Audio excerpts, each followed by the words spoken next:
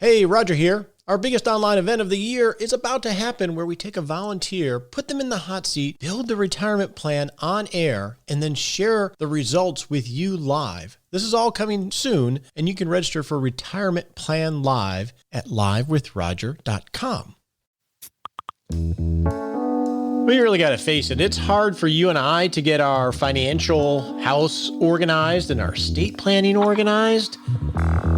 It can be hard. Who has the time? So how do we actually help our parents set the stage and have theirs organized?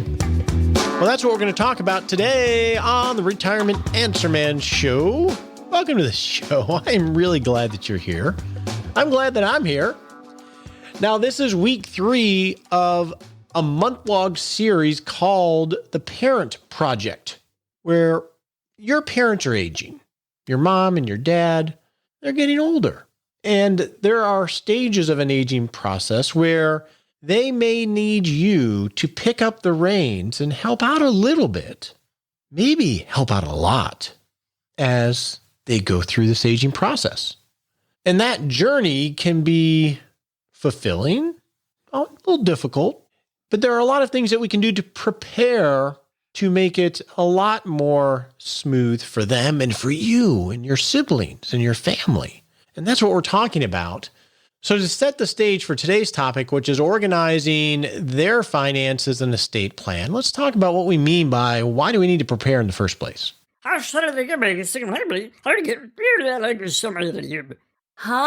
What does that mean? Preparation.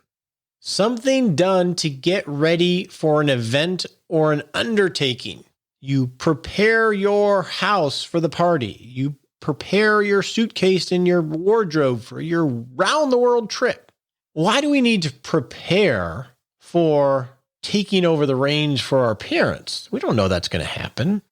Where this really struck home for me was actually in a business book I read a number of years ago called Built to Sell. We'll have a link to it in our 6-Shot Saturday email. And by the way, we'll have links to some checklists and resources throughout this month on this topic. And we'll share them in our weekly email, 6-Shot Saturday. So if you're not signed up for that, you can go to rogerwhitney.com and put in your name and email. And we'll send one email a week with a summary of the show. And that way we can share resources that we have to help you on these themes. But anyway, this book, Built to Sell, is a business parable, which I sort of like to read books as parables, by the way, on how to create a business that won't trap you when you want to sell it.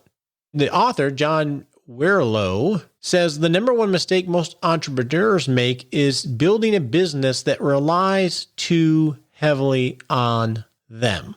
So the lesson from the book is, if you're building a business, you want to build it like you're going to sell it, which means you have to build processes, you have to build some organization to it, because that is what's going to make the business most attractive if you ever were to sell it. Well, what if you don't want to sell the business? His argument, and this is the big lesson I had from it, was even if you never want to sell it, you want to organize it, prepare it to be sold, because the process of doing that is going to create a business that is much more stable, much more consistent, and much more able to be run in the event that you can't run it, even if you're never going to sell it. So when we think of preparation for our finances, or in this case, for our parents' finances, by helping them organize their financial house and their estate plan and having it organized and having the right things communicated, we're not doing that necessarily because we think that something horrible is going to happen to them. We're doing that so in the event something does, that it can be taken over and managed by someone effectively, but we're also doing it to have a more robust and sound household, even if a bad thing never happens. And that's the idea of preparation. And the rub with all of this is, absent something on the horizon, that worldwide trip or that dinner party, a lot of times preparation never happens. But by having, let's say, your house organized and relatively clean, if something pops up and the party happens to come up for the next weekend, you don't have to scramble around figuring things out. Or if people show up unannounced, you have to scramble less. So it's a more enjoyable event. Same thing when we're talking about finances and estate planning. We don't want to plan on something bad happening, but the more you can set the stage when something happens quickly, you can manage it better and not be scrambling, which is a true blessing to the people involved, which in this situation, the parent project are your family members. What a great gift to give them. Great gift to give your kids, your sisters, your brothers. So that's what we're talking about, preparation. So let's talk about how do we navigate organizing finances and estate plan for our parents.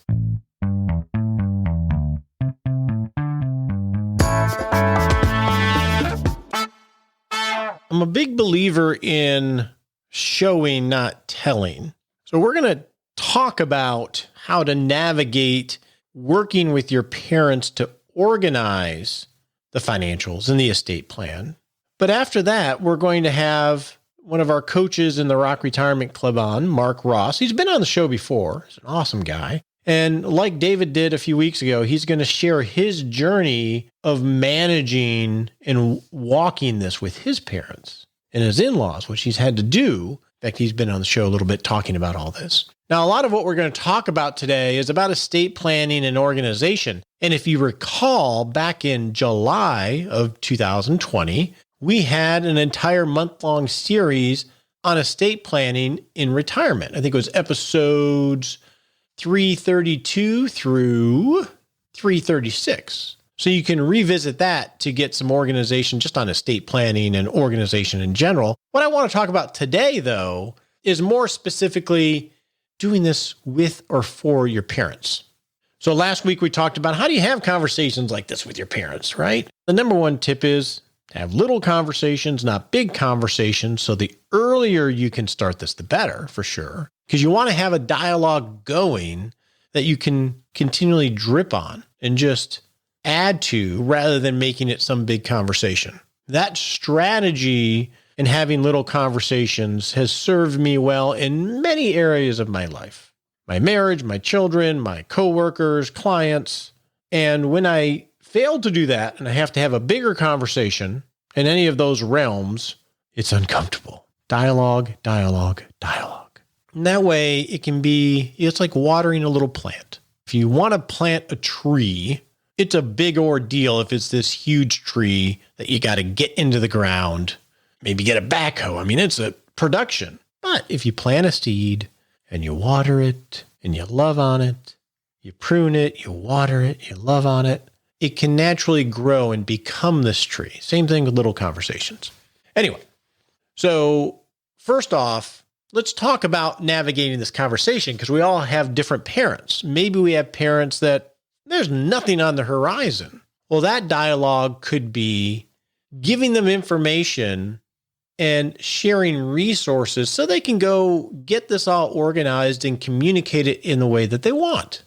And it may take a while of giving them resources, sort of bringing up the topic and dialoguing and let them know that it's on the horizon. So maybe they're totally competent to do that. Maybe you have parents where they need a little bit of coaching. They can do it. They're fully capable, but they need a little coaching and they want you to assist, but in a coaching role, not in a doing role. So you can walk the journey with them, but let them do the journey. And then maybe your role needs to be the project manager. Maybe they don't have a lot of interest or knowledge in this area. They're distracted by other things, and they really need somebody to take over the reins for this to actually get it done. First off, you have to check with your parents, check with yourself, and decide, is this just something where you just want to have conversations about it? Do you need to coach them? Or do you really need to do it? And they would really prefer that you do it with them. You got to think of where you want to be there. Now, some tips in starting this journey.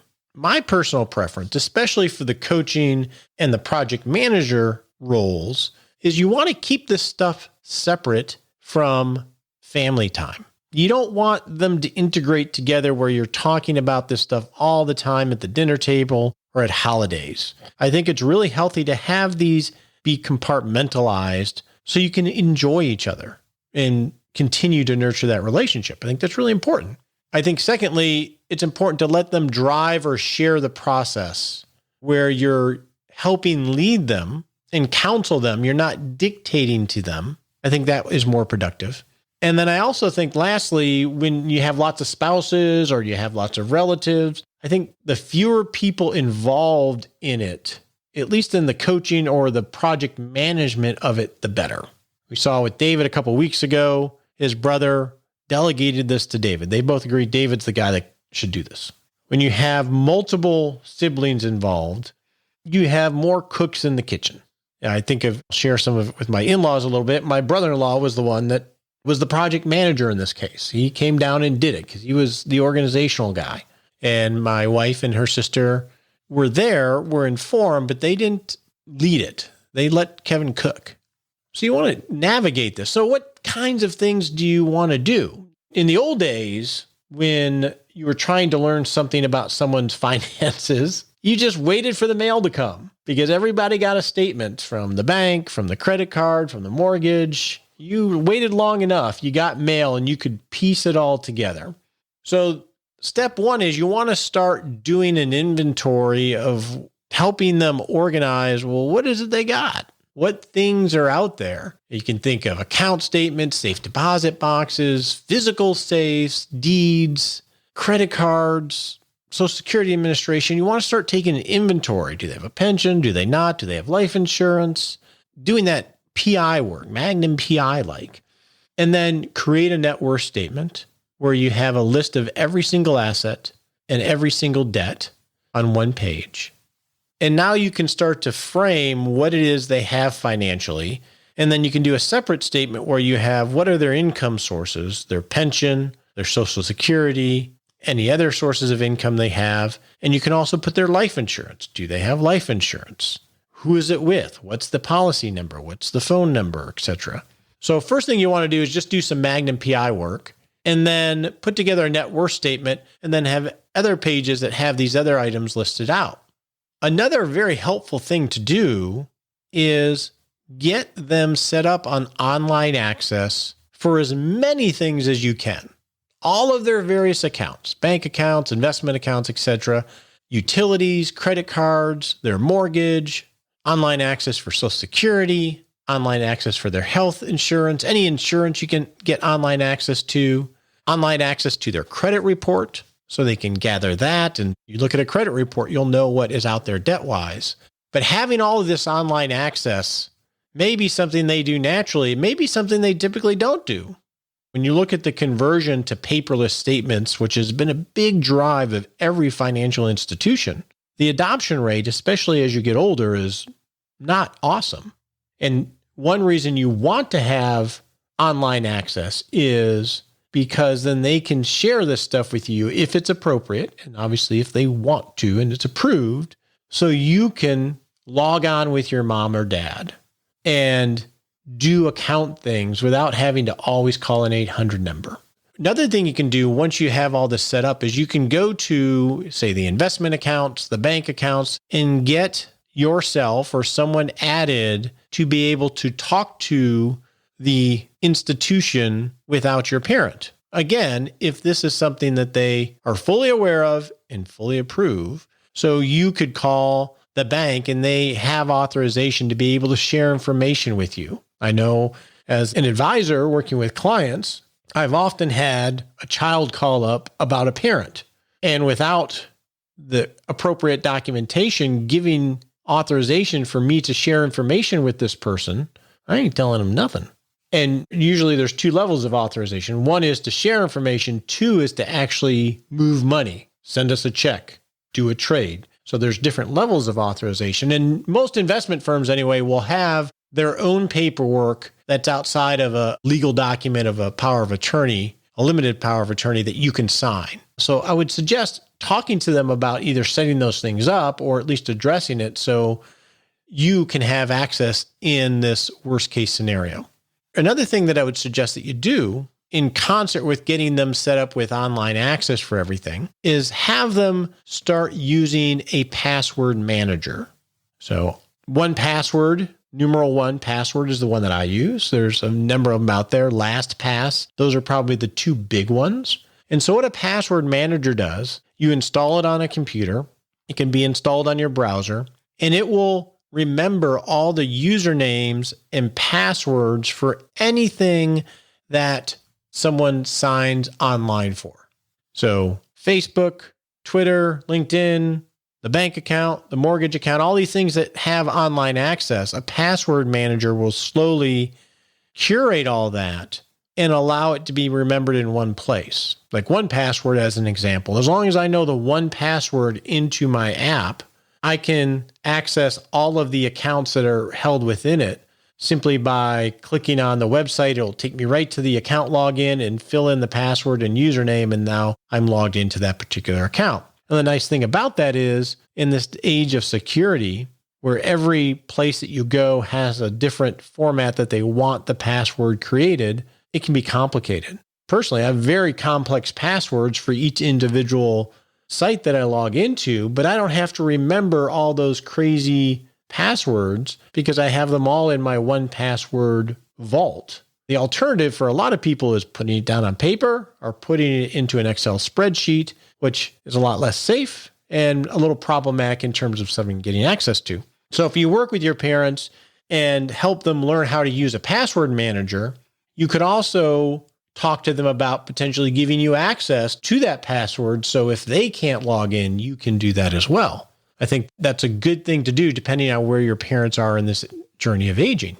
Now, once we go there, we go to estate planning documents. And again, you can refer back to the July series on the core documents you need to have. Obviously, medical powers of attorney and powers of attorney for you to use, or whomever is appointed as the delegate for power of attorney can use in the stead of your parents if they're unable to. They may have estate planning documents. My suggestion would be is that you work with them to pull them out and create a very simple diagram of how it's organized, and then potentially have a call with the attorney to talk through the document so everybody is refreshed on what these documents actually say. Because even if they have an estate plan, it's likely that they haven't looked at it in a number of years, because nobody does. And this way you can be refreshed. If you recall from David's conversation, he actually did this with his parents, and they said they had everything. They had the medical power of attorney, but they didn't have the power of attorney for accessing accounts. And that's where he got in trouble. So you don't just want to take their word for it. I would suggest that you either have it reviewed together or you meet with the attorney and just have them talk through it and create a little diagram.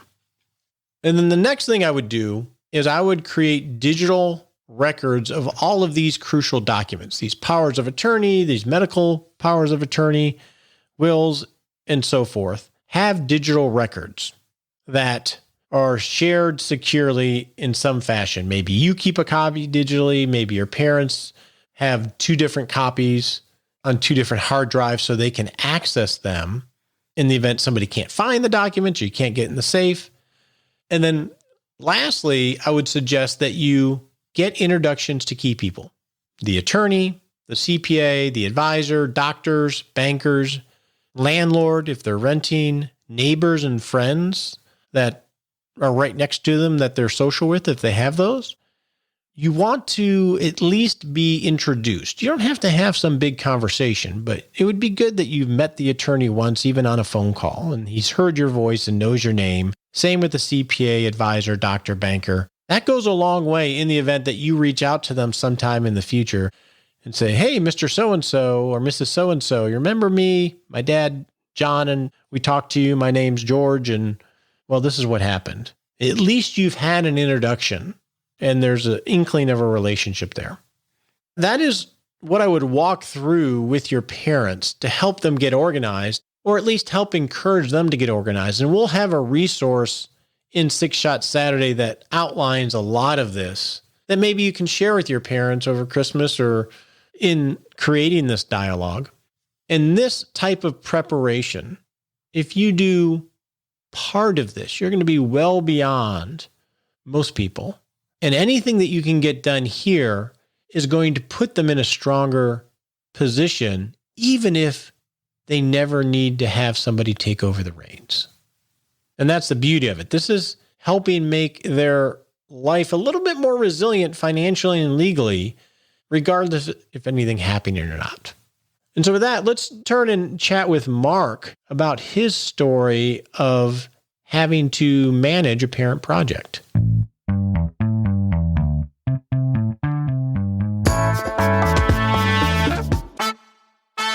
So we're here with the kind provocateur, Mark Ross. That's his title in the Rock Retirement Club. How you doing, Mark? Doing great, man. Excited to be here, Roger. Thank you. Love that word, kind provocateur. I like titles. So we like to come up with fun titles. And you do it very well, by the way. Well, thank you. So you've been on the show before a few times, I believe. Yep. And the last time was in our estate planning episode, if I recall. Mm-hmm. And we related it to you dealing with someone going through an estate. You've had an interesting journey here. So why don't you talk about the journey you've been on for the last 12 plus months? Yeah, that's an interesting topic. I think we all have different personalities and we deal with things that are tough based on our personalities. And if you have a spouse, then they have a different personality also, probably, than you do. So wife's a bit more emotional about some things, and I'm a bit more emotional about other things. So we've been approaching this based on who we are, and it's been interesting. And so describe what it is that you're dealing with from a parent project perspective over the last period of time. Yeah, and that's exactly what I have titled this. I tend to block out the big stuff I work on into projects because I deal with it better that way. It kind of depersonalizes it, takes some of the emotion out of it, especially on something like this. It helps compartmentalize it too. Yeah, it does, because otherwise those things tend to overshadow everything else. They just kind of seep in, and this helps curb that for me a little bit. Yeah, so we've been through quite the journey over the last 6 years, really, working first to help my wife's parents and went through all the things that a lot of us go through to help them transition from a home to assisted living to eventually skilled nursing. And then they passed on and closing out estates and selling properties out of state. And then my parents, my dad became ill in 2018, late 2018, and then he passed away as well. So we've been working through all that. Now my mom's living, and there's still things to work through. So that's the leg of the journey we're on now in this story. Okay. So that's been a long journey for you and your wife. I mean, that's a little bit of a storm. Yeah, that's one way to put it. So I'm curious, because you are retired, except for your work that you do in the club. Right. I don't know if this is an odd question or not. And this has been going on for a while.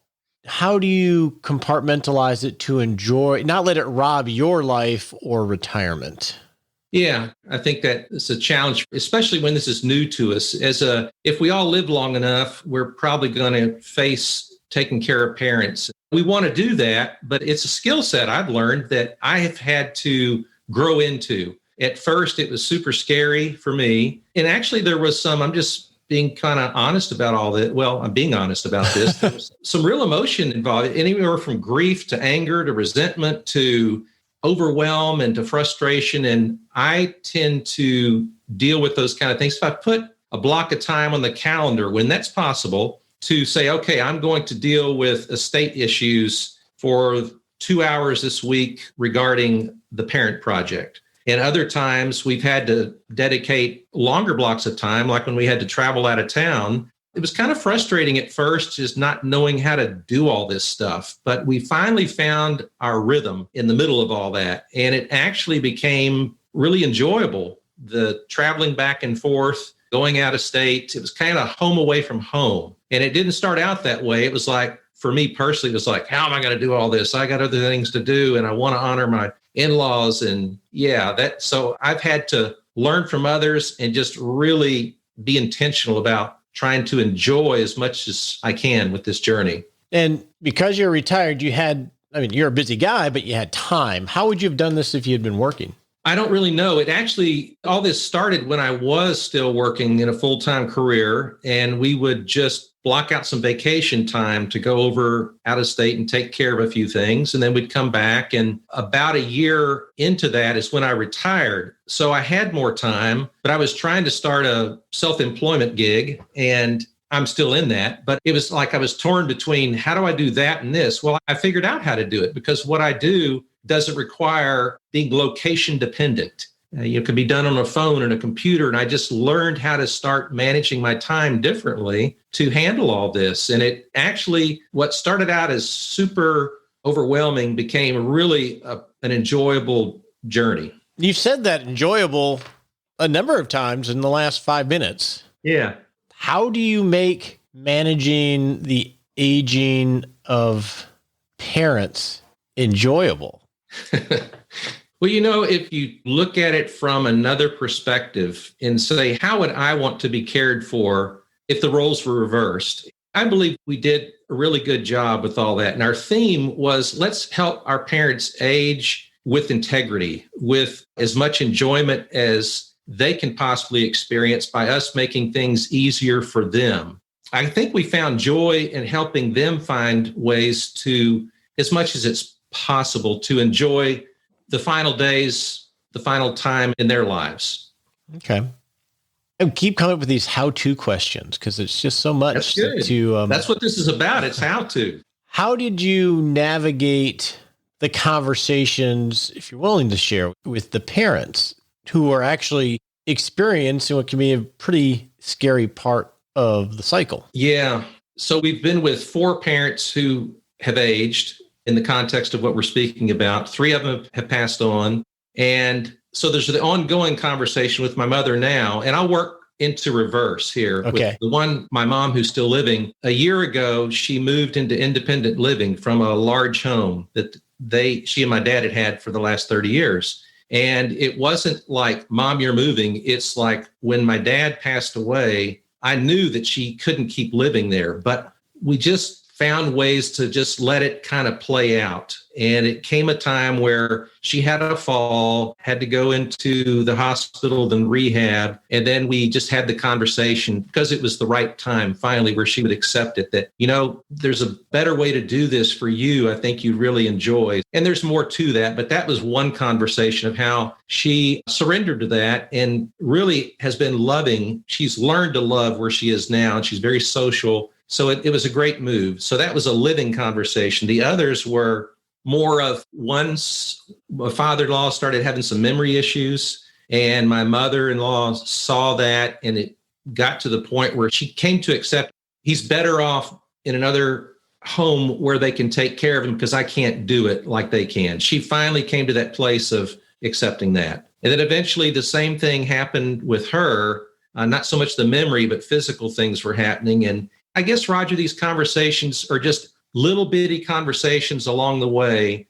If you have that luxury where there's not a crisis, or you have the hard conversation after a crisis, there's no one way for this kind of stuff to happen. And we've been talking about making sure there's dialogue, those little conversations, rather than a sudden issue to deal with. Yeah. In that dialogue that you guys developed, was it natural? Was it something that you guys checked in on to create the dialogue, or was it more driven by them, you think? Well, we're praying people. So we would pray for opportunities for good timing, for being sensitive and aware. We knew what needed to be said pretty much. And we just looked for opportunities, not like with a magnifying glass, but they just kind of happened. The conversation would come up and it would just like, whoa, this is a great time to bring this up. So it was already on your radar to bring it up. Yeah, it was on our radar to bring it up. And it was kind of scary. I think some children of parents that are afraid, they're really much more forward moving than I am. I kind of hold back and look for the right timing, and others just jump into it. And you work with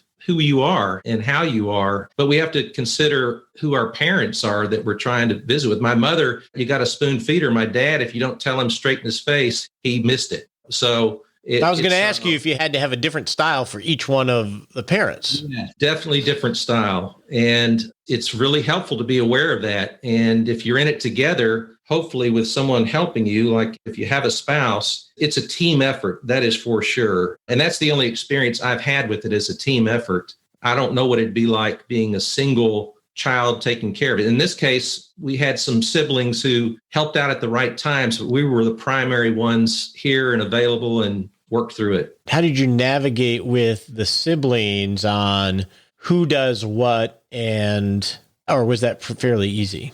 Pretty much. In one case, it was really pretty easy. My brother lives out of state, and naturally, I was named as the executor on my side, and my wife was named as executress on her side. So that made it real clear. There wasn't any fuzziness about that. And there were definitely a few opinions from siblings on how things could go forward when times of crisis arose with major decisions and so forth. But we just worked through it and tried to be very transparent, and yet you have to keep moving forward. And it can't be a completely democratic process where everyone reaches consensus. If you're the executor, take charge and be respectful, but make decisions and let's get it done. Did you guys ever have a point where you had to use a power of attorney while they were living? Oh, yeah, in a positive way for everything from bank accounts to legal issues to hospitalizations to major decisions to investing issues with their advisors. Yeah, definitely.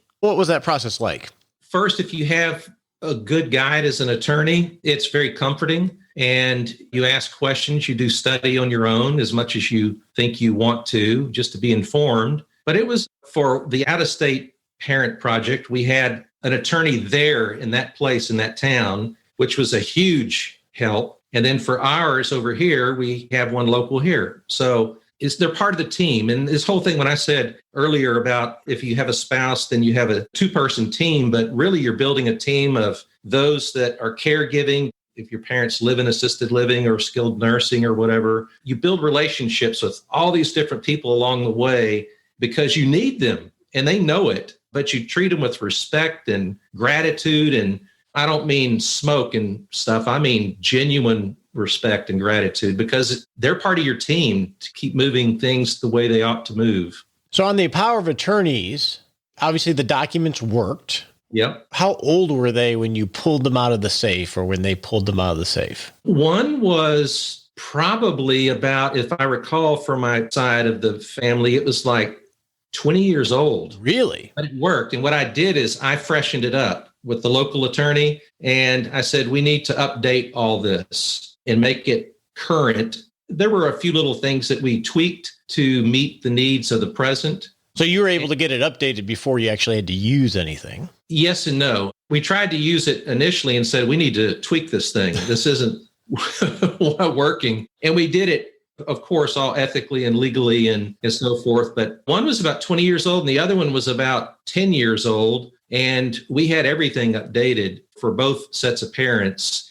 Everything so much is done online through banking and so forth. If you don't have the power of attorney that you can share with those in power that you're trying to contact and get things done, they won't even speak to you. I mean, you have to have those documents. Yeah. From my end and dealing with kids from clients that had passed, it's your hands are sort of tied for sure. Yeah. When you're dealing with the parents and you obviously had a good dialogue with all of them, were there any issues in terms of disclosure, in terms of financial information? Were they comfortable sharing stuff like that? Yeah. In one case, my father-in-law, he didn't have the capacity any longer, even though he had the capacity to put together the foundation for all that took care of them in their later years. I mean, if he hadn't done that, it could have been a real mess. But then, interestingly and sadly, he lost that capacity. And we never really had those conversations. And they had married later in life or remarried later in life. So that wasn't like my wife's real father. But then her mother, she trusted us, not blindly, but she trusted us and he trusted us. So it was a pretty easy transition for us to begin to manage their financial affairs. And then on my dad's side, the family, here's a message here, he wanted to visit with me and my wife about their financial matters about 2 years prior to him falling ill because he was 85 then. With all due respect to my dad, he had this manner about him that it would turn into a lecture. And I didn't want to do it because I knew he was organized, Roger. I knew he had everything laid out. He told me where it was twice a year. That information is right there in the safe. You know where to get there. You know the key, you know the code. And I would really like to sit down with y'all and go through all this. Well, we never sat down and went through with it. But in his last days, he was conscious and all. And he said, how are we doing with the finances? I said, you laid out a perfect plan. And he said, well, I really wanted to talk to you. I said, you did it so perfectly that there was no need for discussion. So there was reluctant trust there. He just didn't want to give it up. It's not that he didn't trust us. Yeah. Well, first off, from knowing you, I know that was actually an impression of your dad, because you do impressions. You won't do them on demand, but you do them very well. So you knew that was organized for you. He wasn't going to let it be a mess. No, it was not a mess at all. Very organized. These may be the two most important questions. One is, what wisdom from this journey have I failed to ask about or that you want to share? Thanks for putting it that way, Roger. I guess what I've learned from this personally is that I used to have a lot of fear as getting older myself and then thinking, oh, one day if we all live long enough, I'm going to have to take care of all this stuff about parents and aging and illness, potentially all this. And I just don't like thinking about that kind of thing. It really, when I thought about it, it really bothered me. And it was because the fear of the unknown. And here's what I've learned is that it all works out. There's a beginning and a middle and an end to every story. And we've come to an end with part of this story. And there's still a little bit left with one parent still living. And I've also learned this. Interestingly, I used to worry about having enough money ourselves for aging and growing older, and will we have enough money? That question of how much is enough, when can I retire? I don't know. Maybe I should work a few more years just to make sure. I read the articles and all this money you need at the end of life, the last 2 or 3 years could be the most expensive ever. And this has actually helped me not worry about that stuff like I used to. I see how it all worked out for both sets of parents. And they weren't mega wealthy and they weren't poor by any means. They had enough and they had some left over. So it's helping me and my wife say, you know what, let's enjoy some more of this now. I feel confident enough. There's going to be enough. You'll never figure out that question in its entirety. So helping them has helped us feel freer to enjoy our years as we age. You've peeked under the bed a little bit and it's not as scary as... No, it just works out. And to have your own affairs organized. And sometimes we can try to organize so much because it's an issue of we're trying to control things. Like you can't have it. There's no perfect organization. There is good enough organization to hand it off. Like, how would you want to receive the documents if someone says, here, take over my affairs, please? Well, I'd want a guidebook with enough information to show me some next steps and where all the gold's buried. And really and truly, I mean, that's good enough. Would it have been the same, though, if there wasn't the navigator? If there wasn't, in this case, you and your wife with the spirit that you have doing it? Would it have been the same if someone else? Say your parents didn't have children or you weren't the children that you are? Yeah, I think that we just happened to have been positioned to take care of all this, even though it was in the background like this could happen. But then when it actually starts happening a lot sooner than you thought it would, we took it over. What if we weren't here? And we have thought about that. Like, I don't know what would have happened. I guess another sibling would have to take it over. But it's good to name your executor ahead of time that you hope would still be alive and willing and able to take it over at that time. Choose your executor wisely. Unless there's some special reason, never choose a co-executor situation where more than one person's responsible for making decisions. That could be a nightmare. Maybe that's a great way to look at it to kind of conclude here is that, and you got me thinking, Roger, that we have daughters. I trust them thoroughly. Son-in-law, I trust him, but I need to be organized well enough to where what if they're not around? Someone else can take the playbook and do something with it. That was going to be my next question about you. Which is? What are you doing differently now? Oh, what am I doing? When you get to that part of the journey? Yeah, well, I'm working through the digital documentation process of Everplan, where I have that information and instructions in there, and I have my passwords to the executor and, well, my wife first and then my daughter and so forth. I mean, I'm a pretty organized person, but I'm getting it even better organized to where I feel confident that kind of, sort of, at least for a while, it's on cruise control. And then if I live longer, then I'll have to kind of freshen it up and put it on cruise control again. Are you having the talk with your daughter? No, I got this all organized. So you know what? Oh, yeah, I see what you mean. With them, we have a different relationship, I think, than we had between my dad and myself. And that is that we talk really freely about all this stuff with them. And they seem to receive it really well. I just say, hey, here's the information. And I'm going to put you as the executor and here's why, but I know that y'all will work it out if you had to co-decide and all that kind of stuff. But someone has to be legally in charge. And I'm handling it differently than my dad handled it. I'm much more, again, with all respect, user-friendly when it comes to that.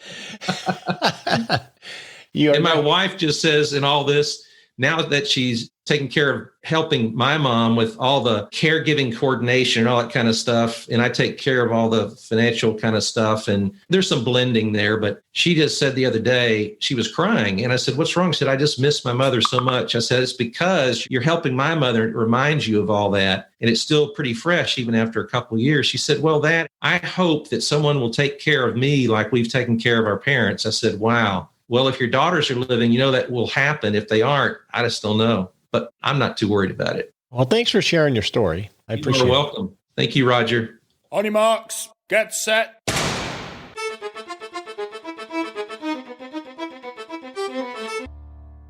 And we're off to set a little baby step we can take in 7 days. It's not just rock life, but rock retirement. So we're going to talk about another resource of the week related to this parent project. And I think we had a representative from them on back in July, is Everplan. Everplan is an online portal that you can store someone's financial and legal life.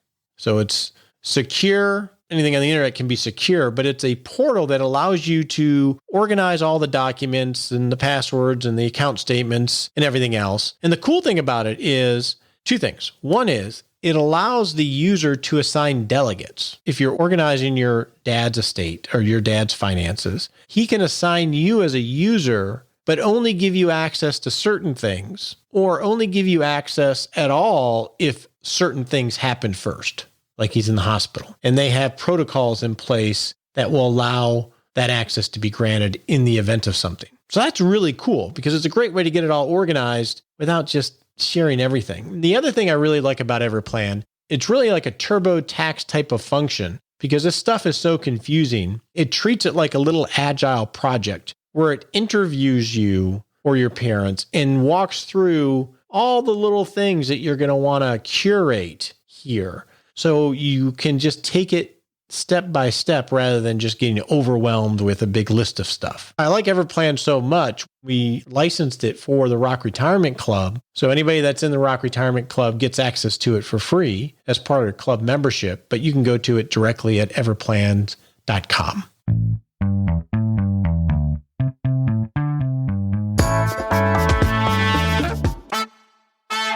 As an extra bonus this week, we are visiting with past subjects of our Retirement Plan Live case study series.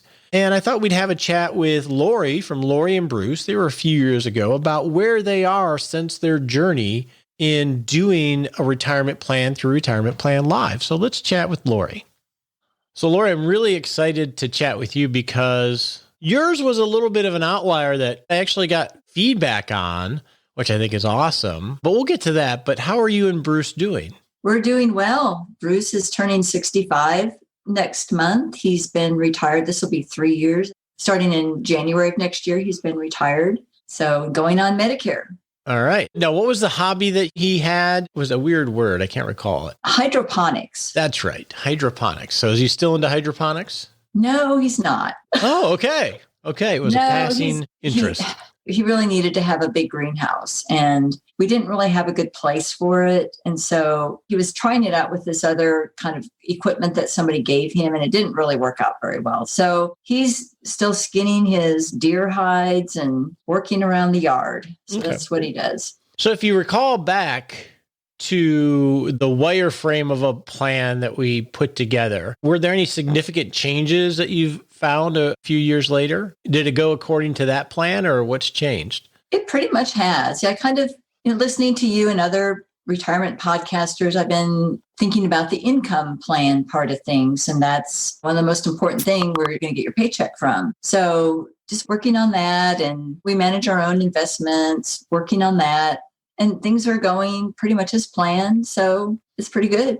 Okay. So he is retired and you are, I would call pre-tired. So right. I'm kind of part-time. Part-time. Okay. Yeah. Okay. And why do you choose to do that? I'm just curious. Is it the money end of it, the interest, or what is it? Well, it's just, I guess if I got excited about working with someone on a particular project, then I would like to do it. But kind of the things I've been doing, I'm getting a little tired of doing. So kind of ramping down is in the plans for me. And probably in a couple more years, I probably will just bow out of what I've been doing with websites and social media completely, especially social media, because that's gotten so bad. It's not fun to look at anymore. Yeah. And you have to look at it. You manage it for smaller, mid-sized companies, I assume. Right. You can filter your feeds and just look at certain things. And I have lists and I have hashtags, and you can just put those in. You don't have to really see a whole lot, but it's still, I know it's there. And your motivation for doing that, is a lot of it just because you feel good at it and you enjoy the people you work with, or? Yeah, I like the people I work with. I've been doing it for such a long time. For 8 years, I've had the same clients for 8 years, and I've been doing their social media and websites for that long. That's quite a while to do something. Yeah. Yeah. So what are you going to do when you don't do that? How are you going to fill your days? I'm still have that open. I hear you guys talk about it, and listen to him, and he's got good ideas, and you need to do that. I still don't really know yet. Okay. Do you think that's part of why you still work, is because you're not sure what you would be doing? Yeah, I think so. Okay.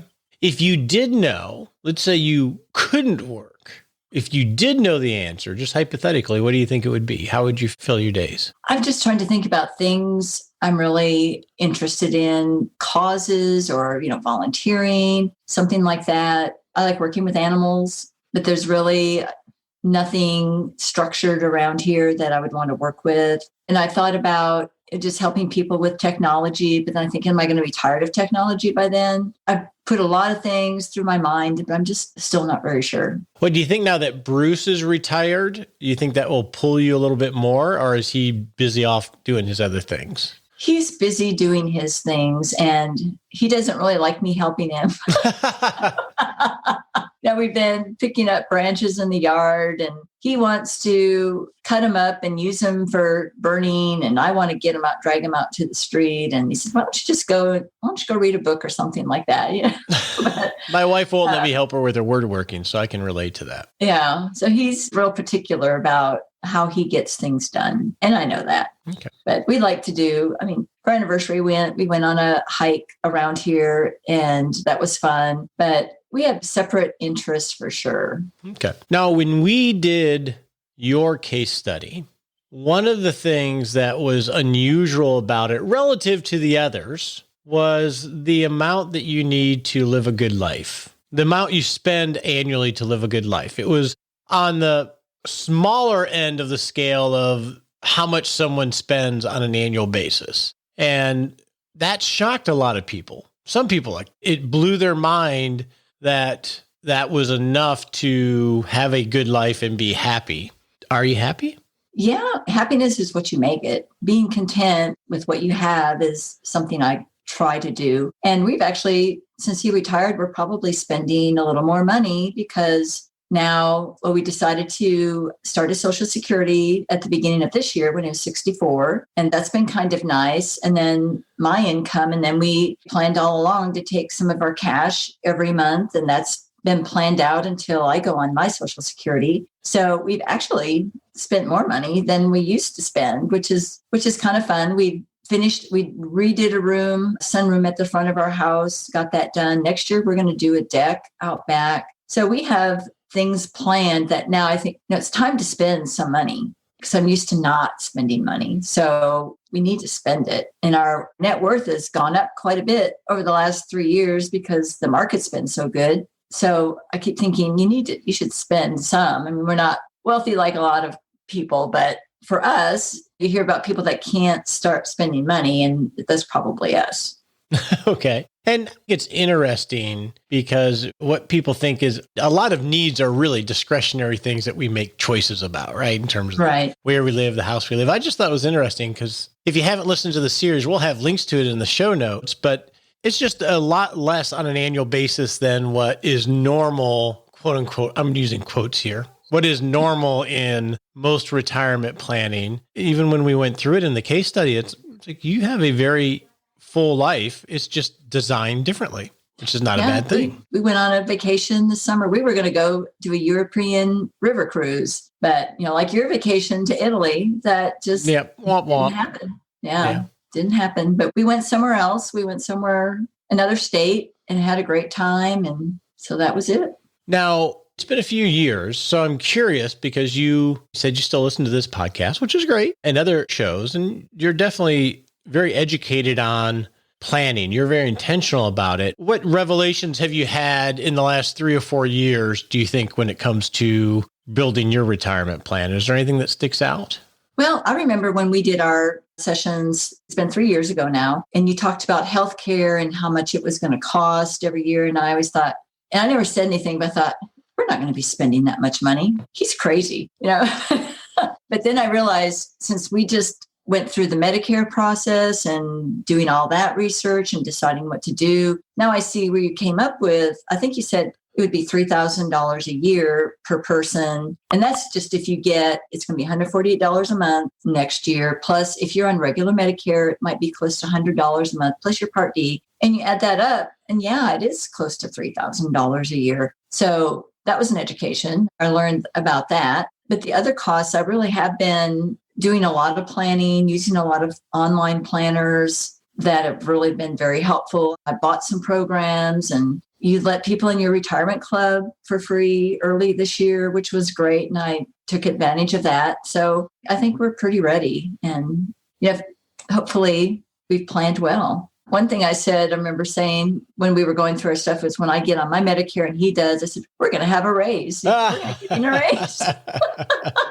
So I'm looking forward to when I get on Medicare, because I'm waiting until my FRA, just because it'll be nice for him. We took his a little earlier, and, they take the Medicare out of there too. If you wait till after age 65, then you can decide how you want to pay for your Medicare to take your Social Security. So his is going to come out of that, which is, who likes that, but it's going to happen. Yeah. Because we decided to take his Medicare early. And then you have to pay it anyway. So it's just a matter of whether you want to have it done for you or automatically.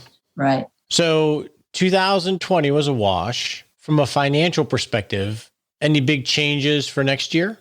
Not really. No. Just we'll see what happens with what the world's like. Hopefully that will improve. Amen. Yeah. Well, thank you for sharing an update. And I'm glad that you're doing well. I'm glad that Bruce has found a different hobby.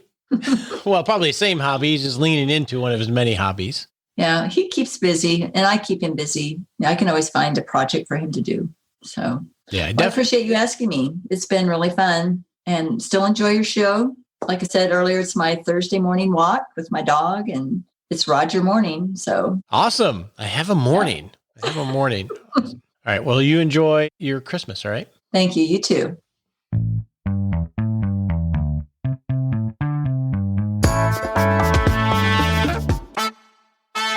So we have our next retirement plan live coming up in January, where we're going to walk through on air with a listener, building a retirement plan with someone who was unexpectedly retired due to all the craziness of 2020. So I look forward to that in January, and I hope you have a wonderful day.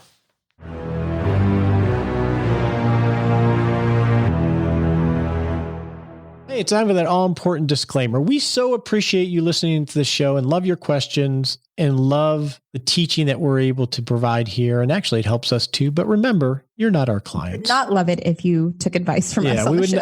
We would not love it if you took advice from us on the show. Realize it's helpful in education. Talk to your legal advisor, your tax advisor, or your financial advisor before you make any decisions. We appreciate you joining us today for this episode of Retirement Answer Man. Be sure to visit rogerwhitney.com/answers to access the Retirement Answer Library with over 30 checklists to help you make the most of the only life you have. Remember, you have more power than you realize to create an amazing life starting today with Retirement Answer Man. The opinions voiced in this material are for general information only and are not intended to provide specific advice or recommendations for any individual. All performance referenced is historical and no guarantee of future results. All indices are unmanaged and may not be invested into directly. Have a wonderful day.